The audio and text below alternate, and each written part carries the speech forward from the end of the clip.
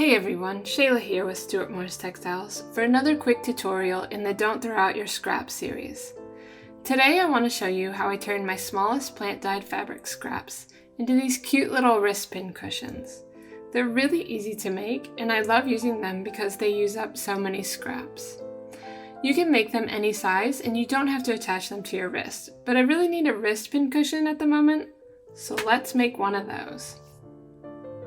The supply list is really simple, just a friction pen, some batting, a sewing needle and thread, and I'm also going to make my own template, 2.5 inches squared or 3 inches squared, it's your choice depending on the size you'd like, and just any elastic that you have left over, it can be thick or thin, some plant-dyed fabric, and some sewing thread. I'm using contrasting thread, but you'll want to use thread that matches. And here's something you can just take a quick screenshot of so you don't have to write all that stuff that I just said down. The first thing I'm going to do with my plant-dyed fabric, I'm going to trace my 2.5 inch or 3.5 inch square template onto my plant-dyed fabric and cut it out just a little bit larger, about 1/4 inch larger than the template. As you can see my square here. And the first thing I'm going to do is on each corner, I'm going to fold under the corners. So I'm just folding it back so that the very tip is on the fold and doing it to each of the 4 corners on both of my 2 templates that I've just cut out. Next, I'm going to work my way around the square, finger pressing each side along the line that I've just drawn with my friction pen. The reason why I'm not using an iron to do this is because friction pen marks disappear with heat and I don't want it to disappear. The linen is crisp and it will keep that line that I have just pressed for the whole project, so I don't need to worry about using a heat source. And I'll do that to each one of these sides along the marked line for both of my pieces.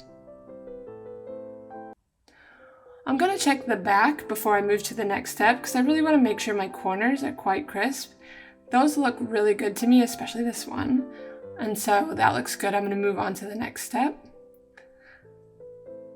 which is to make a mark with just the same finger pressing technique I've just shown you to delineate the center mark of each side of these squares. And the reason why we need these is so that we can match up our corners to the center of the edges on the opposite piece when we're sewing our wrist pin cushions. This will make more sense in a moment, but it's basically just a marker to keep us on track as we're sewing all the way around the pin cushion. So once we have that done on both of our pieces, we're going to start by having the right sides, which are the sides facing here, and flipping one over and connecting the edge of one piece to the center of the other side, like I said before, with the faces touching. So the folded part is going to be visible to you. Once those match up and I think they look good, I'm going to pin them in place.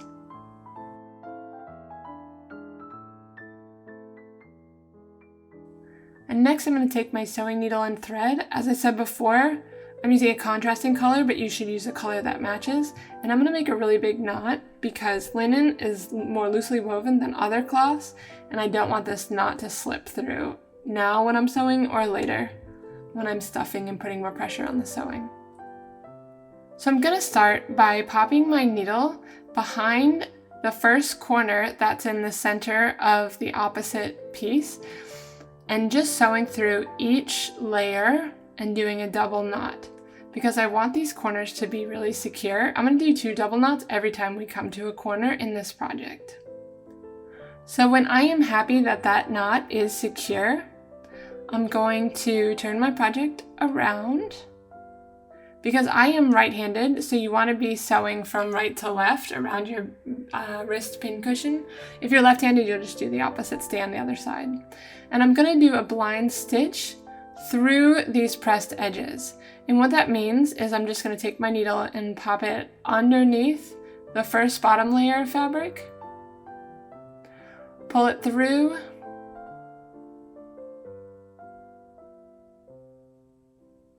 and then when it comes time to sew it to the other side of the fabric, I'm going to pop my needle in the same place parallel to where it exited the last time. Just make a little bit of forward progress. Sorry, it's a little bit blurry here. I was having trouble focusing the camera. And then I'm going to pull it through, and the only thing you're going to see is this itsy bitsy tiny little piece of thread. And you won't see it when it's the same color. I'm using a contrasting color so that you guys can see what I'm doing in this video. But I'm going to continue to do that blind stitch all the way from where we started stitching. Once I get to my needle, I'm just going to remove it. And then sew all the way to that next corner while these two are lying flat, flush against each other. So I'll try to, the parts that I'm repeating, I'm just going to speed up or omit. So I've just done the blind stitch to the corner, that first corner, and we're going to do a double knot just like we did in the to start off stitching. And like I said, I want these corners to be really secure because we're going to push them out and stuff them. So that looks pretty good to me. And now I'm going to rotate the top piece so that the corner, the next corner, fits along the next corner of the back piece. And again, I want the center of my top piece to match up with the corner of the opposing piece. So basically when we're making this, it doesn't matter which side you're stitching that's on the front. You just want to make sure that there are two sides, they are facing each other, the right sides are facing each other while you're stitching, and that the corner of one piece is matching up to the center of the opposite piece. Once you get the hang of it, it's pretty easy to do. When I'm working, I like to put a pin in this so that when I get to the next side that I'm stitching, I want them all to be very even when I'm finished, and that pin will help you keep tension. So I'm going to sew all the way around until I have just these two corners, one corner, two sides left. And I am going to turn my little pincushion inside out. And this is the exciting part because even though it took shape on the other side, it's nice to see it and what it starts to look like, what it's going to look like in the end. I want to make sure that I'm pushing out all of the corners here, because if your corners are pushed in and you put the stuffing in before you have a chance to press it out, it's really difficult to get them out once it's been stuffed. So I'll just push all those corners out. And once that looks good to me, I'm going to make sure that my thread that I'm using is just sitting off to the side and it doesn't get buried in my pincushion before I start stuffing. And I'm just using cotton. I really want to create a link, and if it's still available, I will create a link below. But years ago, I bought a gigantic box of just plain cotton off of Amazon. And it was only $35, and I have used this cotton for everything forever, and I highly recommend it. So check below, and I'll put a link up to that. When I'm adding this cotton into my pincushion, I'm really pushing the cotton into each one of the corners, because the corners are what gives this pincushion its beautiful shape, and I want to make sure that it's evenly stuffed and there aren't any weak corners when I'm making this. Once it's all sewn up, you can't really add any more shaping, and it's hard to move the shaping around. So keep adding batting until you're happy with how it looks throughout the body. Before starting to sew the last two sides, place a pin in the center of the last corner and just make sure that the last two sides are matching up. And then just as we did for every other corner, go ahead and do that blind stitching all the way around. And like I said, I'm using contrasting thread, but you will not be, so you won't be able to see these stitches. While I'm finishing my last side, I'm just making sure that the tension stays really even while I'm sewing these, because the shape that this pincushion has is a very unique shape, and it only works if all the sides are even tension, so that they have these crisp edges that gives it this really nice shape. So just make sure your tension is even during these last two sides that you were sewing from the opposite side that you were the rest of it, and you don't want to give it any different tension. Because I'm at the last corner, I'm going to do another double knot even though we're sewing on the outside. I really want to keep that tension even as I sew the final side. I've noticed that one of the last edges or last points doesn't have a lot of stuffing or shape in it, so I'm going to add that before I sew the end of this up. I really want all of my corners to look really nice and neat before I finish. sewing this whole thing up, because like I said, it's hard to move the stuffing to the corners once it's finished. So I'll just make sure that that matches up both sides really nicely. I don't need to pin this at this point because I think it's pretty even. It's not ambiguous where the center, and there's nothing that you need to match up anymore. So I'm just going to sew it all the way to the end. And then I'm going to do the same thing I've done for every corner and just do another double knot here, which is my final double knot. And then you'll wonder, what do you do with that string at the end? And what I'm going to do is just sew a quick knot, just a couple millimeters further from where my final double knot was. And then I'm going to pop it through to the back side, exit a few, an inch away, and then just cut that thread off and push it back into the pincushion. I really like the way this shape looks. I've just pressed in the center to make sure it's even, and I'm happy. Next, I'm going to use my scrap elastic. You can use waistband elastic, it works perfectly, but these little wrist pincushions are so small, all you really need is just some very narrow elastic, like for example from a scrunchie. And then I'm going to use a double thread, sewing thread, for this step in the same color as the pincushion, so purple in this case, but like I said, I'm using a contrasting color. I'm going to make a big knot because I need this knot to be really strong. I'm going to start from the back side of the pincushion in the center and just pop it through to the center of the other side. And when I'm pulling it through, I'm going to leave a little tail on the back side, just like that.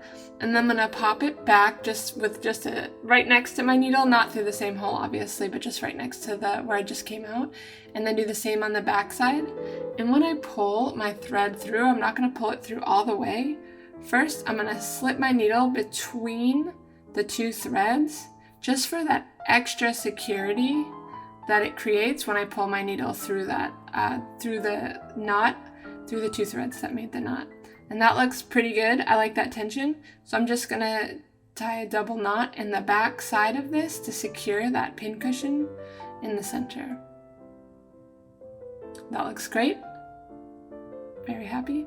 Next, in the center of my elastic, I'm going to pull the thread through that elastic back to the front of my pincushion, and then back through the pincushion center again, creating an X if you can, not that important, just an aesthetic thing, and then pulling it through the elastic one more time. So the elastic has been pulled through from the bottom, back up through the top, and then back through the bottom again, and I'm going to tie a double knot again.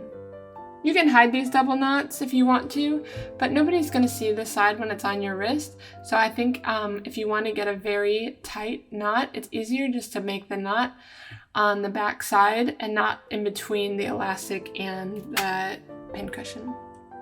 So just clip that off. And next we're going to use switch to white thread and again do a double knot.